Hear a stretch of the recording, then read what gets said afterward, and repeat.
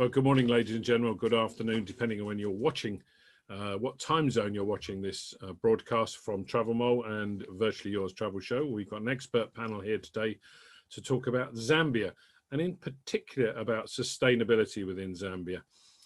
And who do we have to talk about it? Well, we have four experts. I don't include myself an expert, four experts. We have Jessica Salmon, who's the owner of Flat Dogs Camp in Zambia. We have Tony Webber, who's the owner of Gwabi River Lodge, and please forgive me if I've got any of these pronunciations wrong. We have Brian Ross, who has a number of titles, but the one I picked out particularly is Director of Wildlife Africa. And then we have Maxwell Masemola and Masempala. Yeah, Maxwell, he's just shows the vibrancy of the Zambian economy and tourism, and that Maxwell's actually stuck in traffic in Lusaka because his meetings are so intense and so busy. But he is the MD of Maximus Tours. So I'm going to start with you, Brian. Wildlife Africa, it's a very broad title. Obviously, it includes more than just Zambia, but presumably sustainability and sustainability in all aspects has been important for Africa for some considerable time. It's not just suddenly popped up, has it? No, not at all. And I think broadly over the last several decades in the tourism industry, increased attention has been paid on sustainability. Both from a national level, where governments are interested in being more competitive in the industry through, driving more sustainable practices and policy and regulations, but also within industry, within the industry ourselves, really, it's critical in a country like Zambia that's based so heavily on the natural assets that the country has. Its wildlife, its national parks, its waterfalls, its other key geographies. How those assets are sustainably commercialized, sustainably conserved, and not kind of overexploited is really critical, and so that's in all of our really interests in Zambia to ensure that that's the case, that we can continue to offer really important experiences and kind of life affirming experiences, for our clients that come from all over the world. Good. Jessica, I'm assuming, and correct me if I'm wrong, but as a small-ish a game lodge owner, that you already do lots of the things that are in the tick box for sustainability. One reason is because that would save you money as well as helping the planet. What else can you do, or what do you do now, and what else do you think you could do, and what do you think indeed your visitors could do to assist in this? Well, we've always been heavily involved in making sure that the park is conserved and the areas surrounding the park are conserved as well, because you need a buffer zone around it as well, and to help educate the local people in trying not to deplete all the forests and take too much firewood, but they need ways to cook. So we've been trying to work with the local population with efficient cook stoves and things that make their lives simpler and easier, and they save time and don't have such smoke inhalation and stuff. But we're also, that then stops people cutting down trees or needing to cut down trees. So we work in that sort of way. We want to do practical solutions to some of the issues that may happen as emigration comes into Mfui, because there are jobs here, and tourism supports the economy of this area completely. So we need to make it sustainable for everyone, really. But it is some of the other projects we work on is education in schools, and visitors to the area can help sponsor children. They can help every bed night they stay in the Luangwa. Money is contributed both to conservation of wildlife and to the local population. So that really, really helps everyone work together to make a sustainable world here. Certainly all over Zambia is the aim. But in these areas where we have got jobs and job security and gender support programs and such like, it's possible at least. Tony, is it the same in your game lodge? Is it education of Zambians in many respects, as opposed to the people that are visiting, that really makes the difference? Yeah, I agree with Jessica's outlook and what they're doing there. We have an additional problem here in that we are more heavily populated up where I am. And this creates a very big problem with human-animal conflict as such. And we try and concentrate on that, especially with the fishing resource, the fish resource, should I say, animals, the trees being felled to make fires in the winter, a very high unemployment rate, which creates further problems in that people have to survive. Education is the way. We've spent a lot of time developing 2 schools in the area, and we sponsor scholars from a very young age with a high focus on conservation and sustainability. Okay. Maxwell, do you find that when you're selling a tour and we're going to use the phrase of the 21st century here, that you're on mute at the moment, the people that are buying tours, people that want to go on tours, they put a high degree of importance on sustainability and responsibility when they go on holiday, that they want to make sure that they're not doing any harm to the community or to the environment.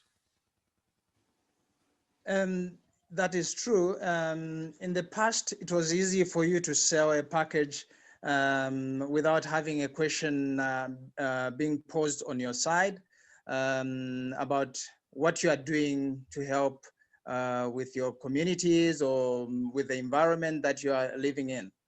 Nowadays, it's a very common question that they would want to see what you have done or what you are doing. Even during their tours, they would want to get involved with the local communities. It would range from having a meal with the locals, having a traditional ceremony or a traditional dance, staying or living in with locals within the villages or the areas that the tourists will visit. And it is very important that it is not a cosmetic presentation. It must be real life. So they hate when they find that you have done adjustments to the way the people live, when they really want to see how the people are living and how they can be able to get involved. Yeah, it's a bit of a cliche, but people want to live as a local for the period of time that they're in that community, don't they? Absolutely. But do you find that the local residents, we spoke earlier in these discussions about Zambia, that Zambians are generally very friendly, very hospitable, that they're natural hosts? Do they enjoy the if you like, the interruption to their daily life by tourists? Okay. In most cases, the places that we take clients to are places where we have made an arrangement. Right. It is understood, and that is a business on one part, and also is a presentation of what Zambia really is. So the locals that are involved are always anxious to please. And also they want to present what would be their best of Zambia. So most of the time, the people that are involved are into it because they enjoy doing it. And also sometimes, yes, you'll find people that are halfway there, halfway in, but most of the communities that we deal with, you'll find that they are always prepared and hospitable to the clients that come in. But also it depends on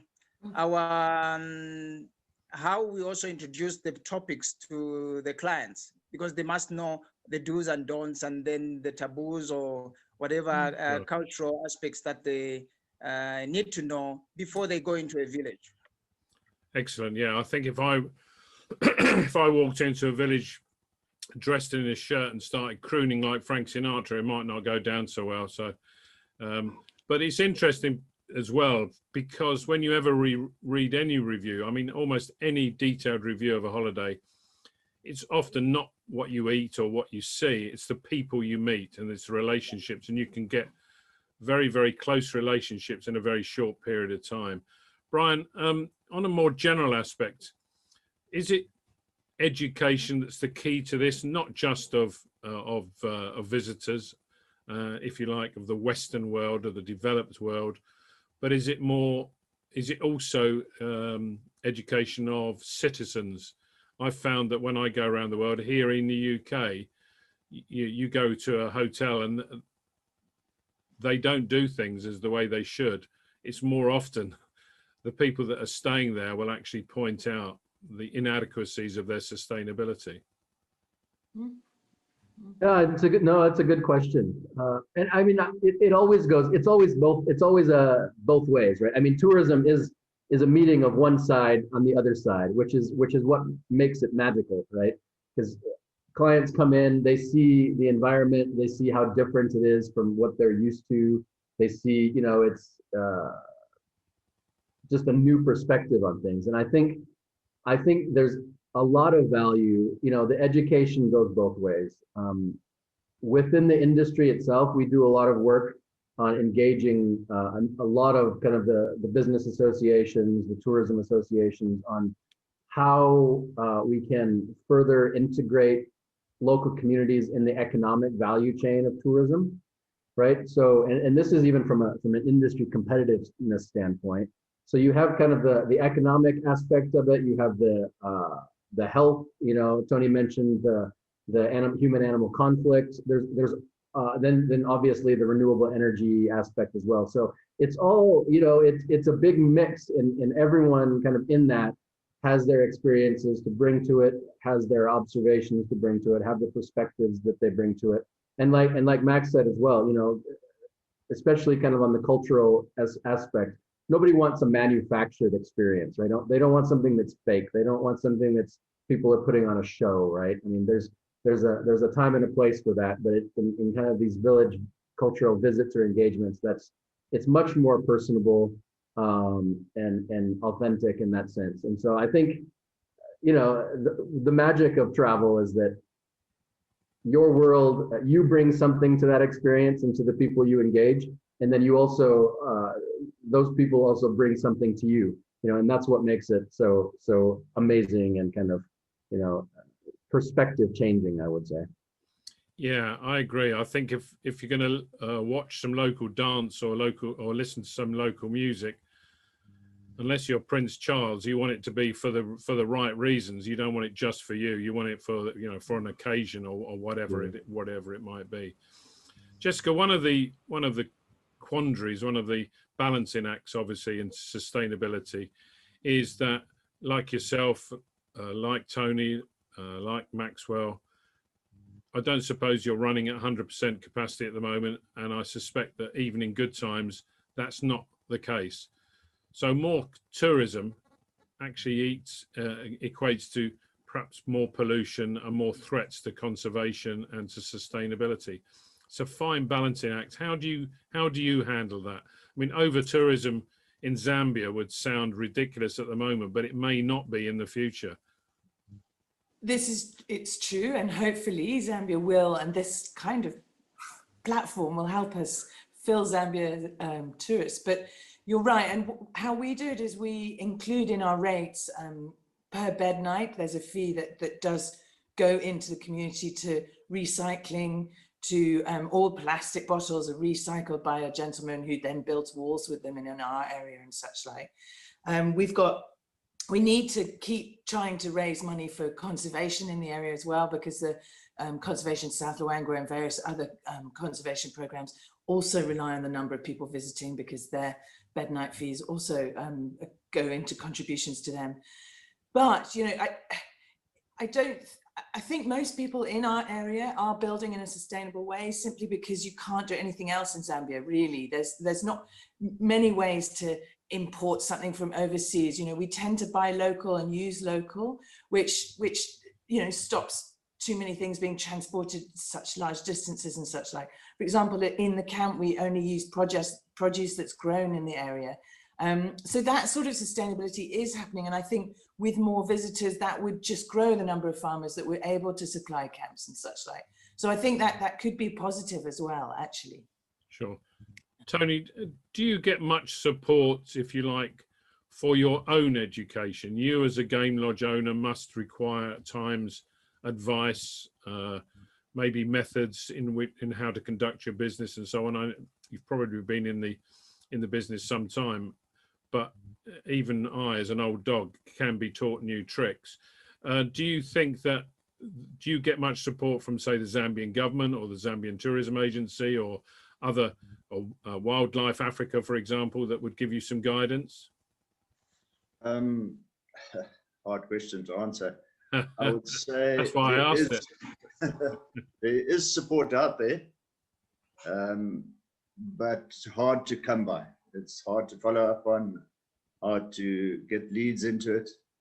We are members of the Lower Zambezi Tourism Association, the Lower Zambezi Conservation. We also have our own association here in Chirundu, and we do pursue any leads where it is available. And it is there, very difficult to come by, very difficult to get in as a safari operator.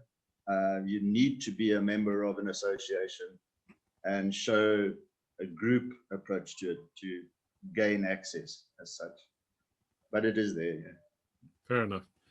Yeah. Max, from a tour operator perspective and bringing international tourists into Zambia, for many years, I think South Africa sort of held the crown as I wasn't about the model, but certainly they were doing a lot in conservation, in responsibility, and generally had a good image, a good brand image of we're doing everything to maintain our culture, but also our wildlife.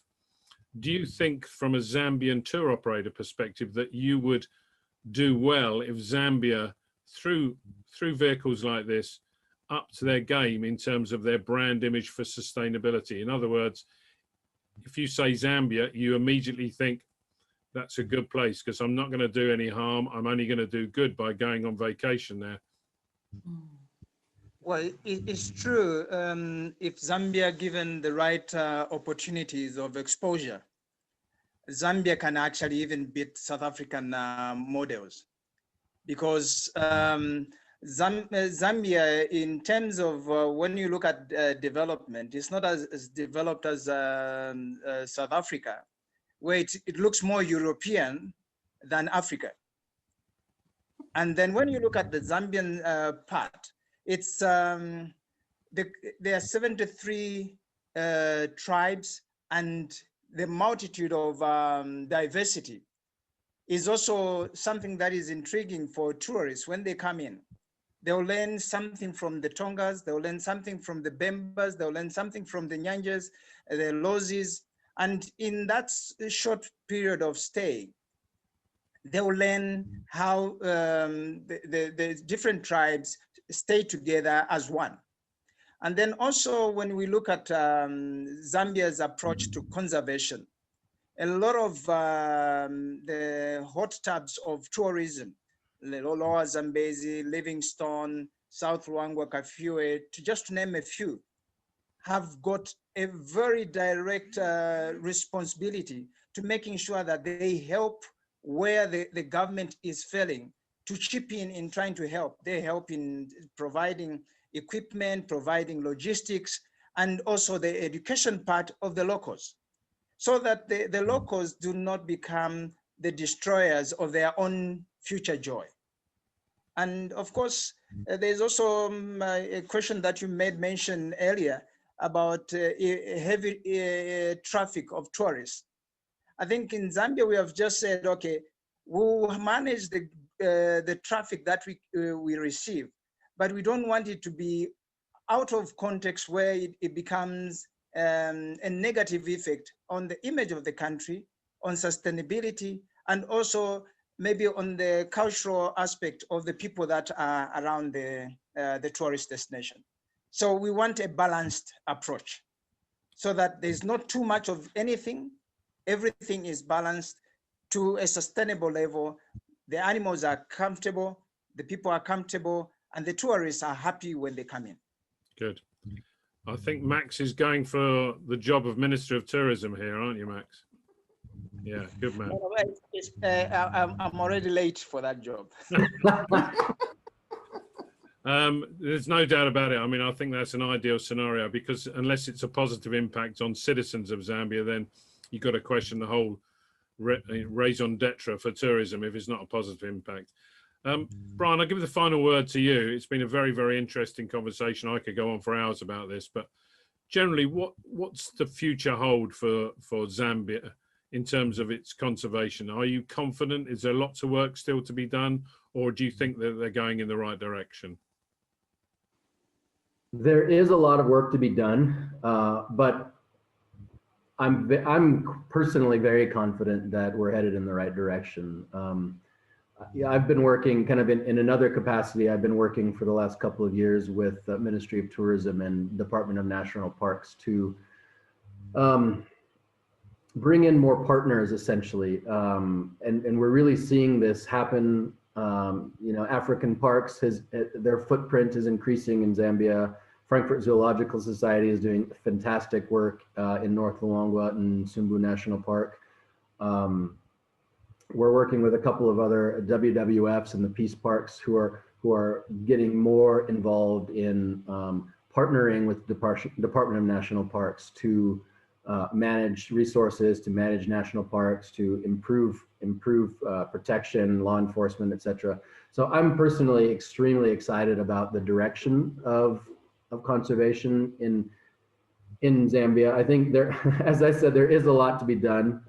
You know, from my perspective, local communities in and around a lot of these protected areas need a stronger platform for ownership in the overall model of conservation and tourism. And that's another thing that we're really trying to work with these various stakeholders to develop some strategies and projects that are not just kind of, you know, giving the community, you know, mealy meal a few times of the year, or building a school, you know, which all are helpful and important, but really integrating them into the overall economic model of this national park, of this protected area, of these assets, that create the right incentives for all the stakeholders to approach the issues and collaborate as much as possible. So that's, I guess, just leaving off there. I'm excited about where the direction of Zambia is headed on this front.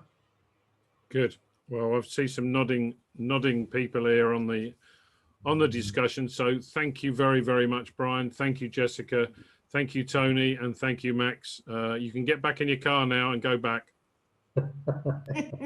No, right, I'm back in the office. Oh, you're in the office now. Okay, no problem. Yeah. Lovely. Yeah. Thank you very much, lady and gentlemen. I will see you in Zambia, hopefully. Let's hope so. Come visit. Will do.